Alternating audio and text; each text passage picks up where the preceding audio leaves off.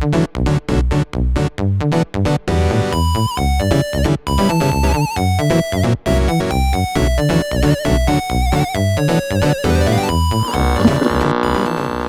casual citizens, this is Matt.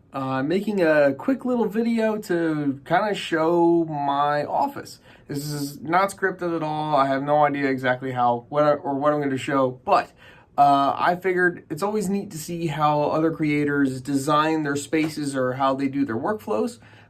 So I thought I'd show you my space and then kind of what programs I use to make the stream happen.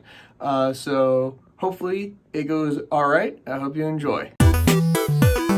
So I thought I'd kind of start with what the office itself looks like to start. So on my left here, I have all my Ghostbusters stuff and some Gundam models, some other things, my old Ghostbusters toy from when I was a kid.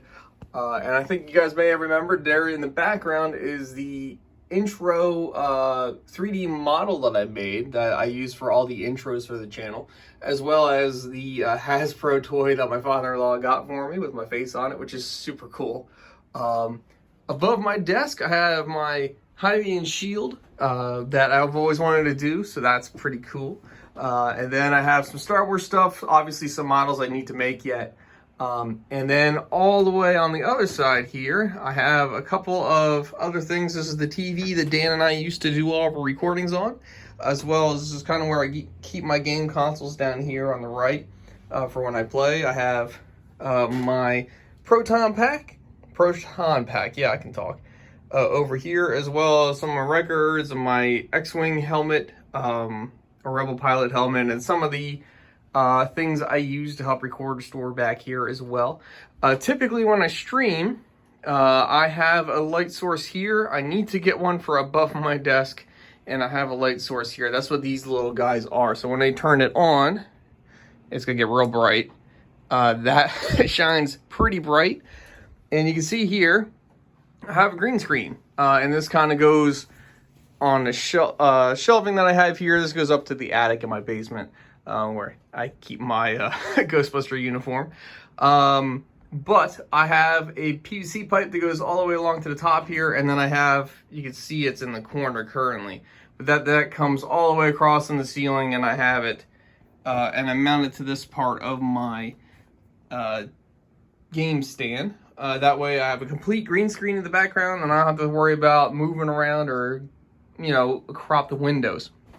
For the recording itself, I have my mic here. This is an MXL 770, as you can see.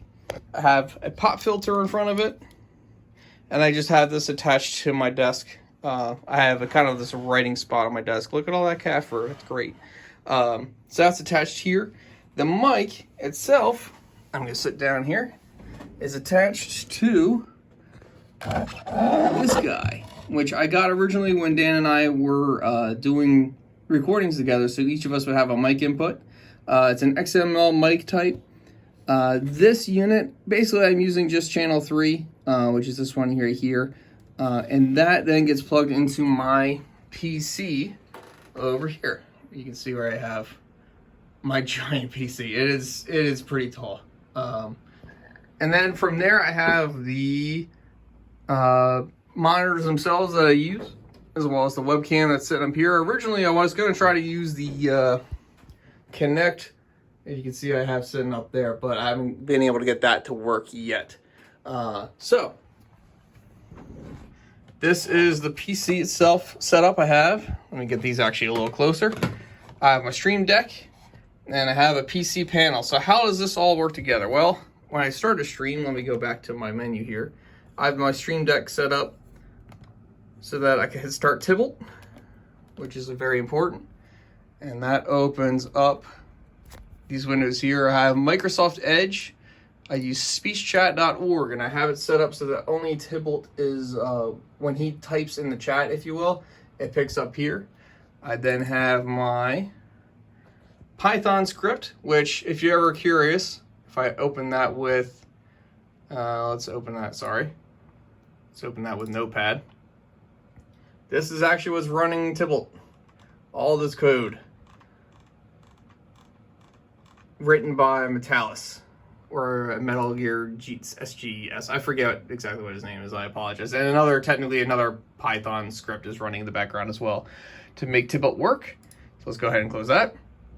And it also uses NVIDIA 2 Mini, which monitors whatever Tybalt's doing. So I have mouth closed, open mouth, closed mouth blinking, and then open mouth blinking. So depending on what's happening, all the programming is basically happening in here, which is just running on the green screen. Next up on my list of things to run is OBS Studio. And Stream Deck is a great tool. This is what I use. A lot of the automation comes from running Stream Deck. So now you can see on my PC oh look, there's an update. Let's go ahead and skip for now. And what I do is I drag this actually over to my screen here. So this is where all the, basically this is what's using to broadcast the signal to you guys. So you can see it. So I have my preview image here. I have all my audio levels here that I can see. Chat is here. I have the scenes, which when I click on, so this is the open with webcam, which clearly the green screen is not working right now. Technical difficulties, taking a break, the live stream, mini feed, or the main feed, which is basically, I sort this so that there's the basic groups, but the live stream main is where everything feeds into. So the main feed is where the games are captured depending on which type. So you can see here, Elgato, EMU VR, Guild Wars 2, Ghostbusters Generic, all these different kinds of scenes. That this is where that happens. But I have all these scenes here so that it doesn't fill up the main stream here. Because you can see, just on the mainstream alone, I have the alert box, I have Tangia, I have Blurp running, I have a channel something, I can't even read what that is. Channel goal, emote wall, the chat box, the spinning wheel of doom for the hot sauce, the camera scene, which is what makes the camera go large and small, and the main feed. Lots of stuff there. And then also, yeah, so here's the camera scene. So you can see that's just all that is just for the camera and Tybalt. And from there I have my activity feed underneath, so I can see whenever somebody is doing some activity, and then just some of the basic settings and things like that.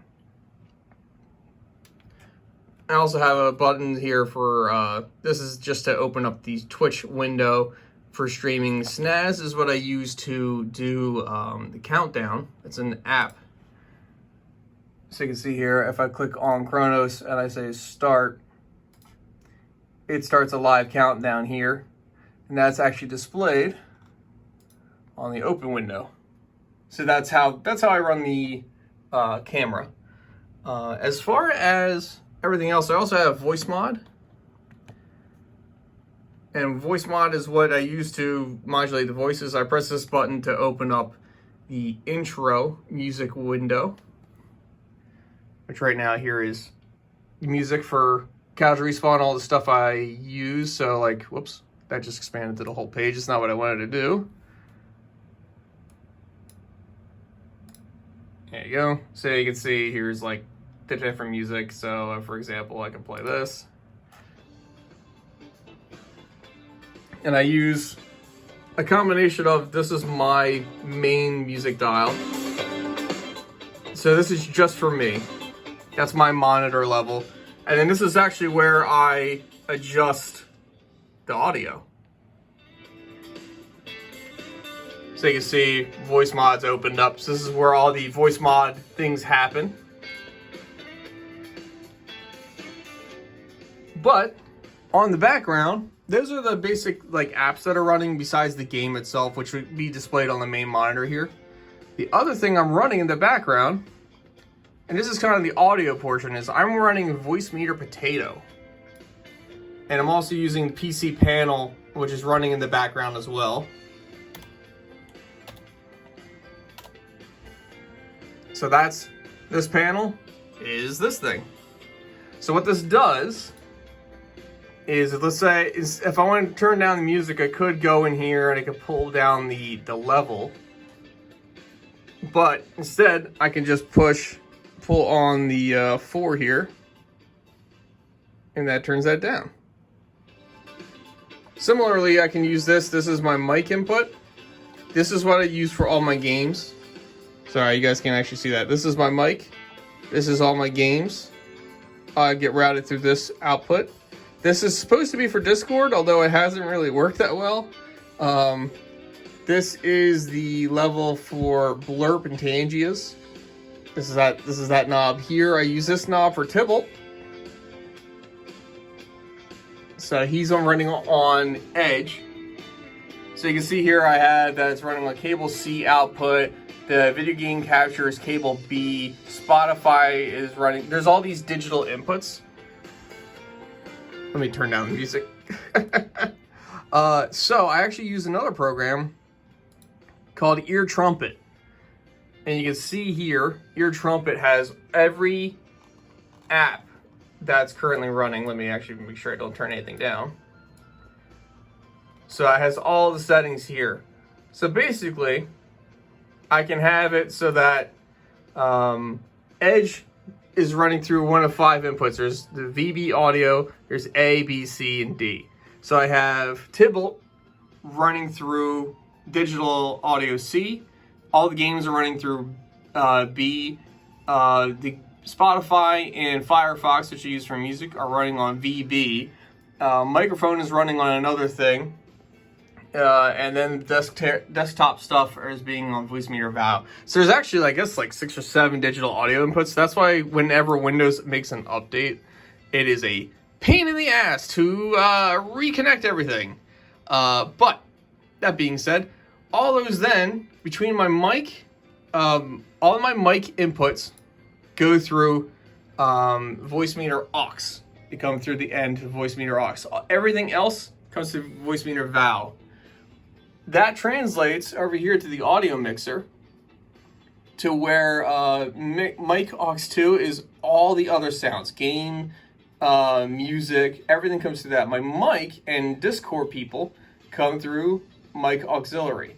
So if I were to actually get that to work, let me go ahead and reset my audio engine and turn up the mic. In theory, yeah, now you can hear me because I have it set so that I can hear myself.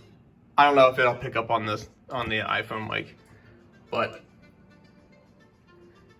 if I want to talk through this, you can hear myself. If I'm talking, I'm gone. Now you can't hear me as much on the monitor.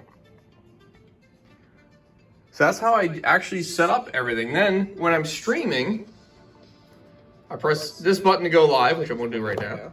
I push that button and that brings me to my Stream Deck basically settings. So if I go to scenes here, this is where I have all the scenes set up. So if I press open with webcam, that's me with webcam. If I press outro song, it plays the outro music.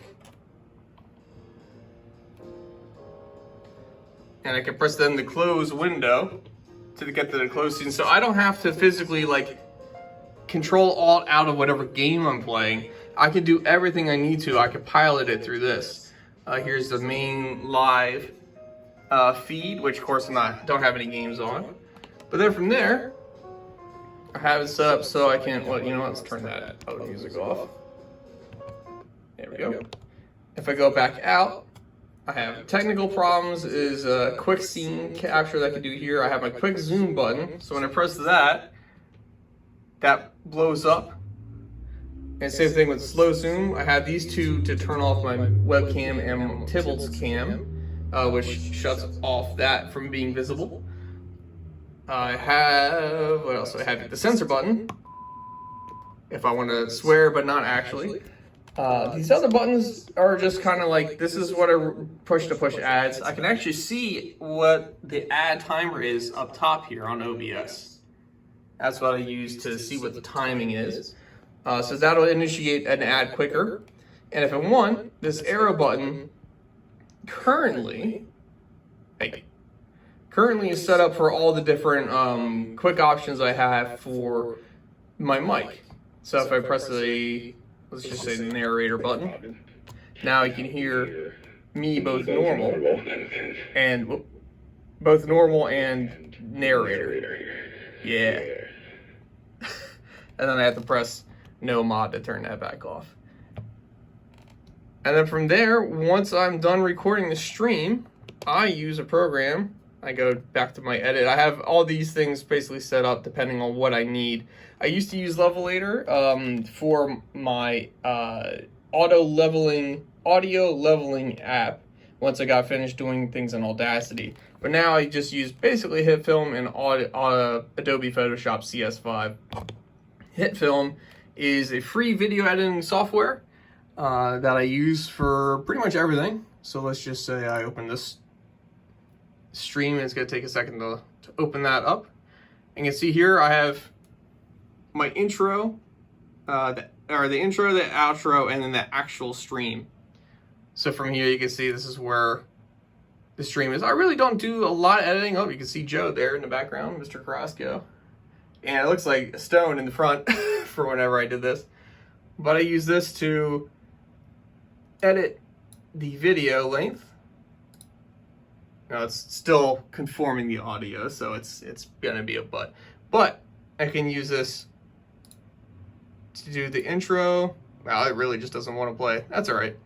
Oh, it's crashing. Well, it is a free software, whatever. But this is what I use to edit the videos. I have to download the videos off of oh, there it goes. Okay, it's working. So here I can expand it. You can see I trim a lot of time off in the beginning of the stream when I put it up on YouTube. But from here, I could, in theory, play. There it goes. Wow. Wow, God. That's what I get for not turning down my audio. All right. So yeah, this is...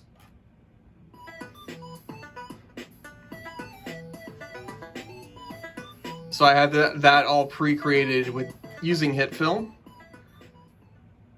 And then it's just the game. And then, you know, go from there. I go to the end and add the ending onto it. And there you have it. That is the quick version of how I set up my stream. So I have all of my displays. I also typically include the Chrome extensions for running raids and channel point redemptions and stuff. All happens on this side. I monitor everything that happens over here as far as the stream, and then a game I'm playing is actually happening on the main monitor. And above me, I always have the Hylian shields, all my Ghostbuster stuff, and giant Dio. And yeah, that is my setup. So if you have any questions, please let me know. I'm more than happy to help answer any questions about how this stuff works.